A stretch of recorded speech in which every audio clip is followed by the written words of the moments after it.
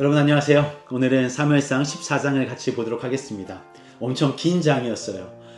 내용을 보면서 너무 마음이 속상하고 답답하고 어떻게 이럴 수가 있나 라는 생각들이 들었던, 뭔가 마음이 하나님 너무 싫어하셨겠다라는 생각이 든 그런 장이었습니다. 14장에서 요나단이 블레셋을 치러 내려갑니다. 하나님께 묻습니다. 하나님, 우리가 이렇게 할 텐데 만약에 블레셋이 이렇게 행동하면 우리가 달려가서 이들을 치겠습니다 라고 이야기하고, 이들이 자기들이 원하는 대로 대답을 하자. 그러자 요나단이 그들을 자기 신하와 함께 칩니다. 그러니까 단순간에 20명을 막 이렇게 도륙하니까 블레셋 내에서 어마어마한 혼란이 들어오는 겁니다. 누가 우리를 죽인 거냐 막 서로 막 의심하고 있을 때, 이제 기드온의 때와 같이 마치 누군가가 우리를 죽이고 있다는 그런 생각 때문에 서로가 서로를 죽이는, 그래서 누가 배신한 거 아니냐, 어떤 반란이 일어난 거 아니냐 하면서 블레셋 사람끼리 전쟁을 일으킨 겁니다. 그러니까 그 진영이 얼마나 혼란스럽고 막 이렇게 난잡한이 됐겠어요. 그걸 사울이 본 겁니다. 그러자 뭐야 이게 무슨 일이야 하면서 이때다 하면서 블레셋을 치러 갑니다. 그리고 블레셋이 혼비백산해서 도망가는 거죠. 그때 사울이 이런 얘기를 합니다. 자, 24절에 이렇습니다. 아무 음식물인지 먹지 말고 죽을 때까지, 완전히 얘네가 괴멸될 때까지 얘네들 치자. 아무것도 먹지 말라. 무엇이든지 먹는 사람은 저주를 받을 것이다. 이렇게 선포를 합니다. 그러니까 백성들이 막 이렇게 블레셋 사람들을 죽이는데 배가 너무 고픈데도 이 저주가 무서워서 아무도 뭘 먹지 못한 거죠. 근데 그 이야기를 듣지 못했던 요나단과 그의 신하는 이렇게 꿀을 떠서 먹고 기력이 생성해서 더 많은 사람들을 도륙하고 그 전쟁을 승리로 이끌어 버립니다. 자, 그런데 사람들이 아무것도 못 먹었던 사실을 요나단한테 알리죠. 그러니까 요나단이 뭐라고 하냐면, 어떻게 이런 좋은 날, 이렇게 승리가 확신한 날에 더 먹고 힘을 내서 저들을 추격했으면 더 많은 승리를 이룰 수 있었을 텐데 너무 아쉽다라는 마음을 했었고, 그리고 진짜 배가 고팠던 사람들은 나중에 양이나 소나 잡히는 대로 핏째, 하나님이 싫어하시는 그 핏째로 먹는 일들이 일어나게 되죠. 그러자 사울이 깜짝 놀라서 이렇게 여호와한테 죄를 지으면 안 되지 하면서 이제 그 저주를 풀어줍니다. 그리고 니네 먹어라, 괜찮다. 자, 그런 상황에서 사울이 하나님께 묻습니다. 하나님, 우리가 블레셋을 더 추격해야 됩니까? 라고 묻자 하나님이 대답하지 않으세요. 그러니까 이게 뭔가 문제가 있다 생각해서 지금 여기 우리 안에 어떠한 죄가 있다. 그러니까 그 죄를 없애기 위해서 우린가 둘림을 한 것 같아요. 그래서 제비를 뽑는 거죠. 그런데 사울과 요나단이 뽑힌 겁니다. 그래서 사울과 요나단에서 그 중에 또 뽑았더니 요나단이 뽑힌 거예요. 그러니까 사울이, 내 아들아 너는 죽을 거다. 여호와의 이름으로 맹세하노니, 39절에 보면 여호와께서 살아계심을 두고 맹세하노니 내 아들 요나단에게 있다 할지라도 반드시 그가 죽는다 라고서는 그 맹세를 했는데 요나단이 뽑힌 겁니다. 그러자 아들아, 너는 이제 죽게 될 거야. 네가 만약에 죽지 않으면 그 벌이 나한테 돌아올 거야 라고 이야기하자 그 주변에 있던 모든 신하들이 얘기합니다. 여기서도 45절에 보면 여호와의 살아계심을 두고 맹세하옵나니 그의 머리털 하나라도 떨어뜨리지 마십시오. 그가 얼마나 큰 전쟁에 공을 세웠는지 왕은 아시지 않습니까? 그러자 이 모든 맹세가 무력화되면서 사울은 요나단을 살리게 됩니다. 자, 뭐가 문제였습니까?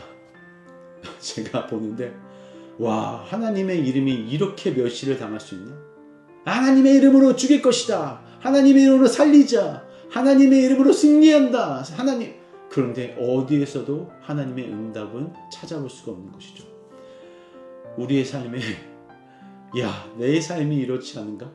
내 목사의 삶이 하나님의 이름으로 이 말씀을 선포합니다. 하나님의 이름으로 찬양합니다. 하나님의 이름으로 내 삶을 하나님께 드립니다 라고 말은 하지만 하나님이 보이지 않아.